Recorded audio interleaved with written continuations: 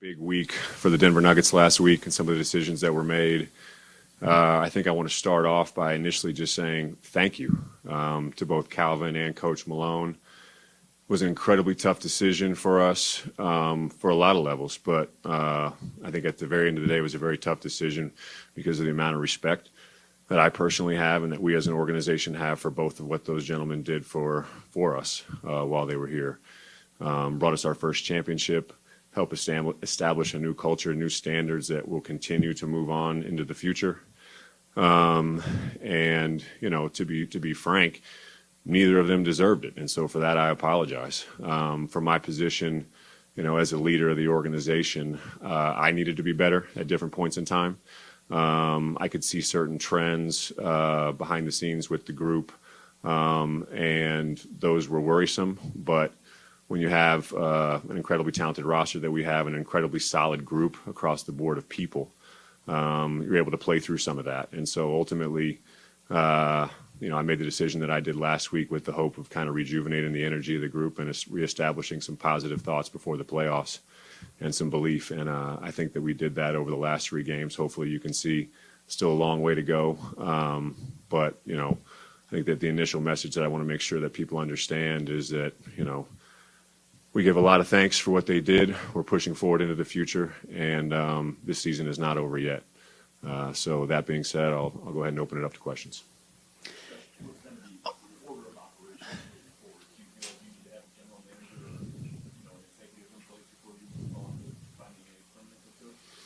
You know, I think that any question like that is going to be answered probably in a very generic way.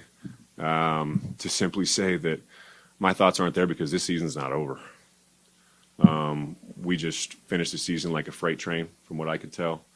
I think last Wednesday, you know, was a big step in just shifting the energy and getting past that first game without Coach Malone at the helm. And I thought our group did that brilliantly. Then you came back here Friday night to play a playoff team right next to each other in the standings. And it was one of those nights that, you know, in the NBA season, you have to grind through. And so, you know, that first half was a little bit of a slog. I thought our energy was great. We played through it, came throughout it in the third quarter, started to get back to certain brands of basketball. And then all of a sudden you saw, you know, as Coach Adelman said, you saw the bread and butter start to take over at the end of the game, which was the Jamal and Jokic 2-man game. And then fast forward to yesterday, and, you know, I didn't think that anybody in the group really knew what to expect because, you know, Houston's clinched their spot. They're in a different position than us, not playing for their playoff life. And, you know, were they going to play their players? And so, you know, I was actually pleased to find out that they were going to play their players because I think our guys were ready for a chance to go against a very good team above them in the standings. And I think we came out with the right mindset in the first half. That showed a group that still has a lot of resolve and a lot of belief of where they're headed this year. Josh, back here, at what point did you feel the Malone Booth dynamic was unsustainable, or just their performances individually? And was there an exact moment where you looked at it and thought, okay, this is going one direction? You know, there wasn't an exact moment. You know, I've seen some of the reports that are out there. Some are true. Some are completely false. You know, one of the reasons that I'm here to talk to you guys is to make sure that there's not any false narratives out there. When there's an information void around a decision like that, sometimes certain stories or perspectives will try to get filled. And so I'm here to answer anything like that. Was there a specific moment? Obviously, there was a specific moment last week. But over the course of the season, you know, to be completely transparent with the group, there were 2 moments in time that I identified where I hesitated, and it was either out of personal feelings or belief for the group. One was last fall. You know, I couldn't tell you an exact date. It was around Thanksgiving at some point when I was really feeling like things were not headed in a direction or up to my standards as an organization. And I saw it was reported that I would sit in with meetings with Calvin and Coach at times, which I did. And we had great conversation in those meetings, but I need more when I'm not around. My role is not to necessarily be there on a daily basis. I need people that are policing the culture and pushing it forward for me on a daily basis. And then, you know, I think that we went on a little run before the All-Star break. That's been reported. I saw out there that I was contemplating something around then. That is true. But, you know, when you have a roster like we do, you have the best player on the planet. It can mask a lot of things. And so, you know, what would be crazier, me doing what I did last week or doing it on an 8-game win streak? And so, there's no real right answer to questions that I have to ask at times. But my feeling and my belief was there was more in that locker room, and that's what I acted on. Here, from the outside, it seems to me that Tim Connelly and Calvin Booth are very different in personality, temperament, strengths, and weaknesses. Is there anything you've learned from going from one to the other that kind of gives you a new perspective of what's important in a front office? I'd say from my personal perspective, that in any period of transition, I need to be really hands-on. Because, a long time ago, and I told the players, I think it's important for us all as people to understand our individual journeys, of how we all wound up in the same room together. I mean, the different journeys that those people have been on as players alone, to get to that point in that locker room is very impressive, and a wide array. But for me, it really was, coming out of the summer of 2013, we made a lot of organizational changes, and we helped to reestablish a culture underneath Coach Malone that I'm very proud of, and one that resulted in a championship grown organically over time.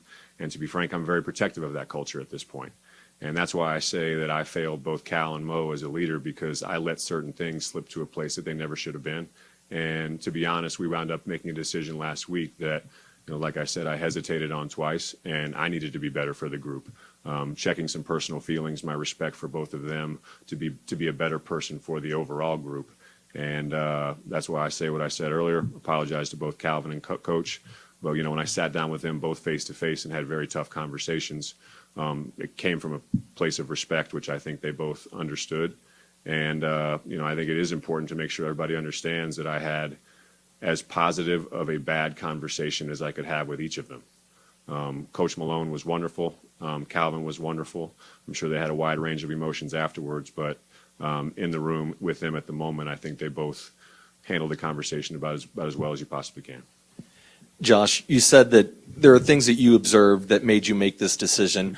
Were any players or team personnel also coming up to you and complaining or asking for a change, or further informing what you were seeing? No.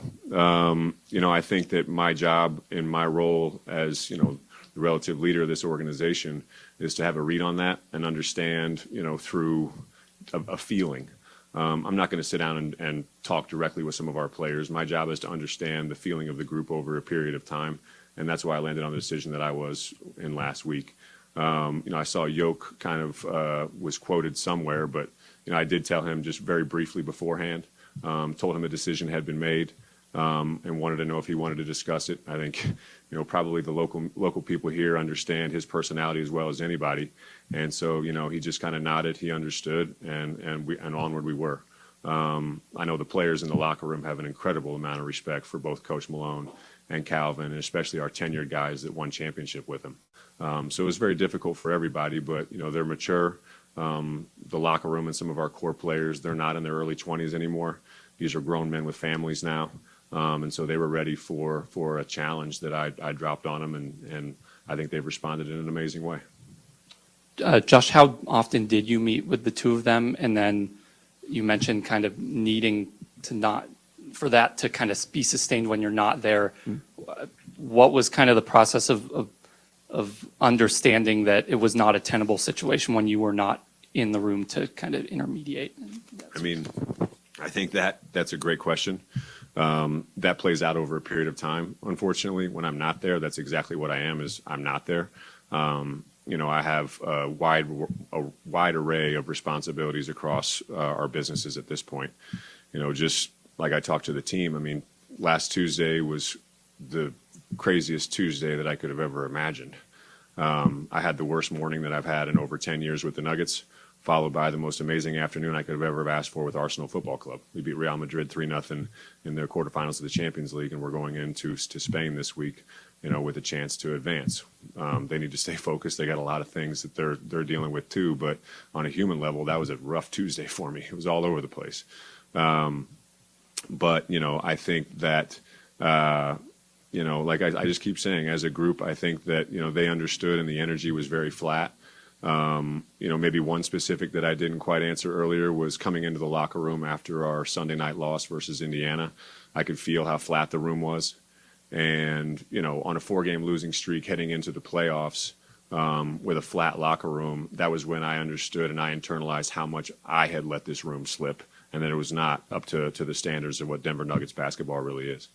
Josh, on your left, before I ask my question, can you clarify, you said you hesitated twice. Was it a hesitation to make the move on both Michael and Calvin at either time? Yeah. I think that they're both really good people, and that as an organization, we start with good people who work hard. And so I had good enough relationships with them. I mean, Calvin was an assistant GM here for a number of years before he elevated into his role.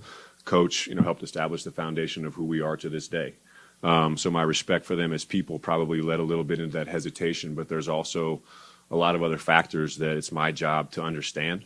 And so, some of those factors coming into the season are, I think, very well-known certain narratives. I think, one, you're trying to integrate, several new players into the rotation, whether that's young players or established veterans. Establishing a new rotation after the departure of, KCP last summer was going to take a little bit of time. I also thought that we had a few players that were playing their way into shape. To be frank, it was a very, very funny summer from a lot of ways, but from my perspective, I have to understand that, what's the human side of what a player went through last summer. A few of ours went, heartbreaking loss in Game 7, probably needed a few weeks off, had to get themselves in shape for the Olympics. And then what's your natural human reaction after the Olympics? You need some time off to recover. And so those guys are always going to come into shape, are always going to come into camp maybe a little bit behind shape of where the others might be, and that's understandable. And so that all factors into my thinking of maybe an early season decision like I mentioned. Then you fast forward to the All-Star break and you're on an 8-game winning streak. And, was it against teams that are, playoff caliber? I'd have to go back and look. But I think that those 8 games masked a trend that was going on behind closed doors that ultimately started to really affect the end of our season. And that's why I jumped the way I did. You had 3 straight first-time GMs, so how much of a factor will it be, your consideration, to hire a GM that's had that job before? We're gonna go through a search for sure at the end of the year. I think I need to be as open-minded as possible. We've worked really hard to put ourselves in this position, a position that we've never been in before. I talked about, some of the changes in 2013, but some of the toughest moments that I ever had in my position with the Nuggets would be going through some of those early transitional phases and coming out to talk to our fans and our supporters. And they would be like, Josh, we just want a good team. And we just want to be able to compete. And I just would look at them and I would say, I'm sorry, I believe there's more. And eventually we got there to where everyone believes there's more. And now we're operating at a standard of it that's a championship level. So I need to be aware of what's out there, how to make this team better in all facets. And so, back to my main message, season's not over yet, but once the season is over, I think we're going to be as open-minded as we've ever been about everything. But I think it's important to note that right now, not part of the announcements last week or along the lines of Coach Adelman, but I have named Ben Tenzer interim GM for the time being. And that's just simply done because Ben has been, he started here as an intern way back 2007, 8, 9 maybe. And I know in the moment that Ben knows what I want and we need. And so Ben's going to be at the helm for the playoffs. And I have full confidence in his ability right now. But once the season's over, I'm going to sit down, take a few days break to really think about everything, and then we're going to go attack it like we always do. Josh, in the middle, this is one of the latest times that a playoff team has ever fired their head coach heading into the playoffs. I think it's the latest. The latest. So trust me, I went through all that. I'm like, am I crazy? So, I fully understand what you guys are probably thinking in the moment. So just given that, just how much pressure is there now applied to the rest of the coaching staff, given the change in roles, and how much pressure do the players now feel in the situation, given the later window? I think that from a pressure standpoint, my whole goal was to rip the Band-Aid off and take away all the pressure for everybody. I think, that my main comments to the group was around belief. So to kind of answer your question was simply, I don't do what I did last week without having complete faith in several areas. One is our assistant coaches and our whole coaching staff. Those guys have been here for a number of years. We've had a lot of continuity in that area.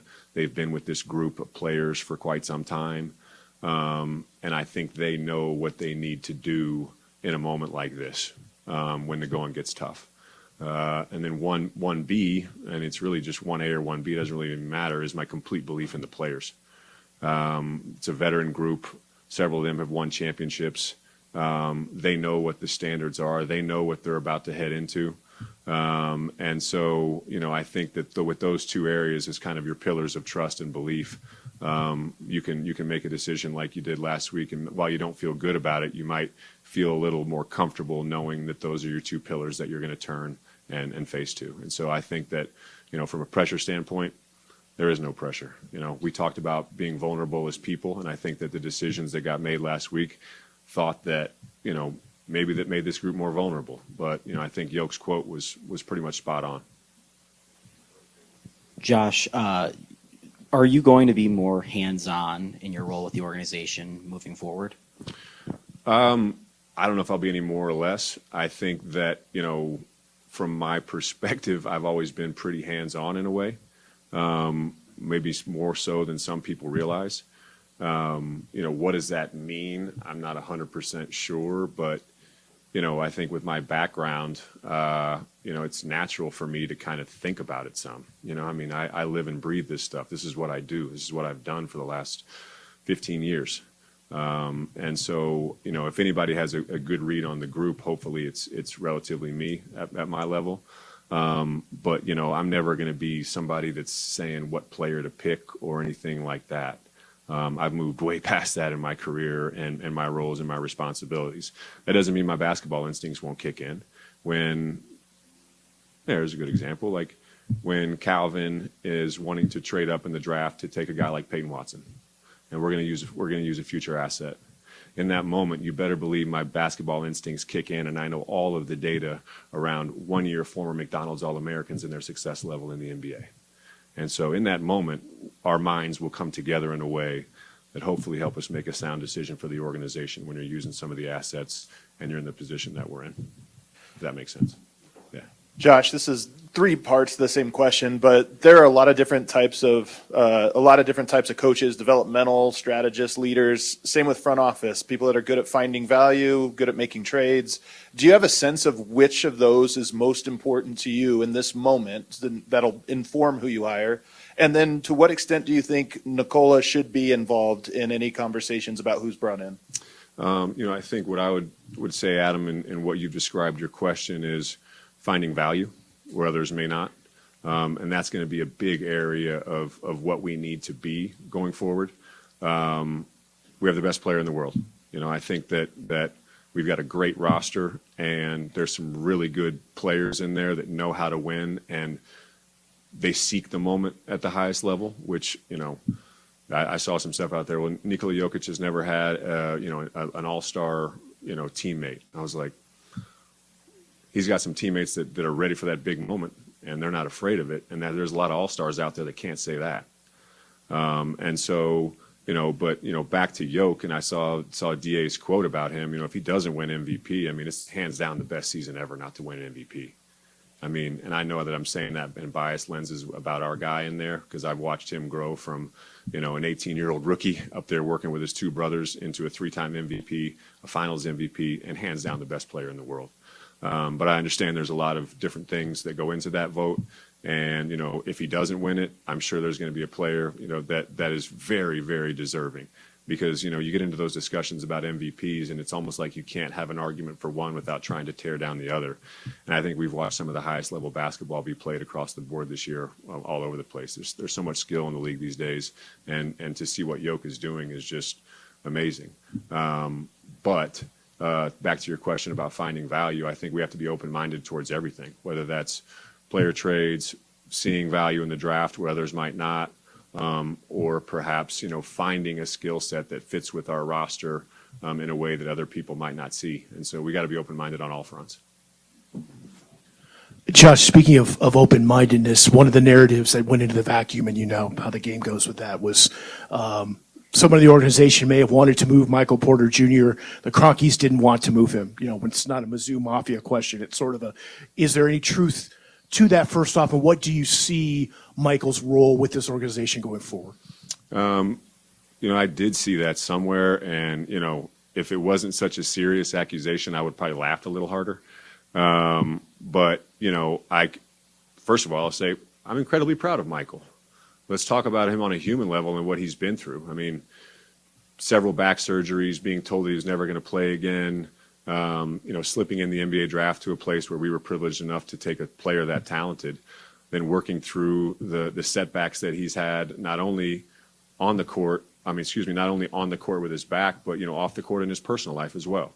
But I think that any kind of report saying that we're not open to trading everybody, possible to improve the team is a complete false. And the other thing that I'll say is, I don't know where that person got their sources from, but I'm surely not going to be greenlighting any trades around here when I don't see complete organizational cohesion and we're not maximizing the group we got. Hey, Josh, I know you've mentioned a few times, I think, that you have the best player on the planet. Mm-hmm.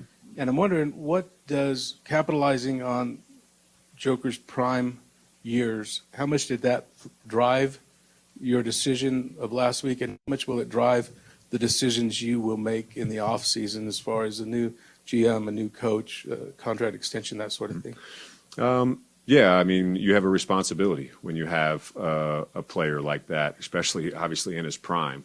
But you have, I feel, an even greater responsibility to the person. I've watched Nikola ascend to the player that he is today. But I think the coolest part about him, and I think that for a lot of people in this room, as you've watched him grow, he's the exact same person that he was, 10 years ago. And just honestly, maybe even a better version, because he understands the impact that he can have on people's lives now through the platform of basketball. I always think it's funny when people say that they think that he doesn't care about the game, or he gives off the impression that he doesn't care about the game. I mean, his nickname's the Joker for a reason. And it's not just because it rhymes with his last name.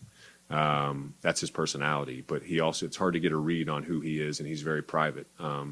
I forget how DA worded it the other day, but as impressive as he is from a skill standpoint and what he does physically in the game, but the way he thinks it is, man, it's incredible. And the perseverance and the stoicism that he shows as a player and as a person is the exact same thing on the court as you get off the court. And so I'd be the dumbest guy in basketball if I wasn't asking him for his opinion on certain things, but it's my responsibility to make those decisions for the best of the organization. And I think Yoke, he understands that, respects that very much. Josh, some of the reporting out there has indicated that, maybe Russell Westbrook had become a problem in the locker room. Do you get the sense that, or did you get any indication that that was true at all? I mean, I can't say enough good things about my experience with Russ. I can't speak for anywhere where he's been elsewhere, but, when it first became a possibility to have that guy on our team and he and I started talking, I was just like, I just am happy to have you in the locker room, because now I just know you won't be breaking our back anymore. Some of the plays that he's made over the years. But to actually answer your question, no, I mean, Russ has been nothing but a positive for this group. If anything, the way that I would describe Russ is, every year we have, a different, I forget how you ever you want to class, a different, bowl of food, bowl of soup, whatever. Russ was a very spicy ingredient for us to add, and we needed it. I thought we needed some spice this year. He's one of the most competitive people and players out there.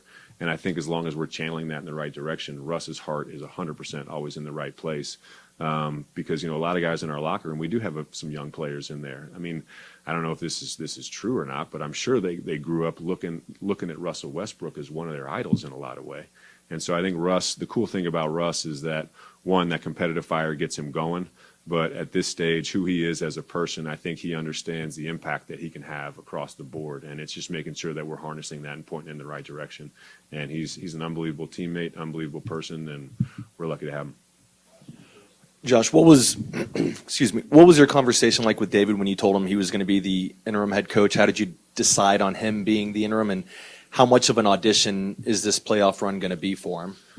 DA's been with the group for a number of years. I don't have the exact stats, but he's been our lead assistant for quite a while. He grew up around the NBA, just like Coach Malone did, in a way. But you can tell DA, I think, from the few times that he's had a chance to interact with, for lack of better expression, the media or the public through the media, I think you get a real sense of who he is as a person and his ability to communicate.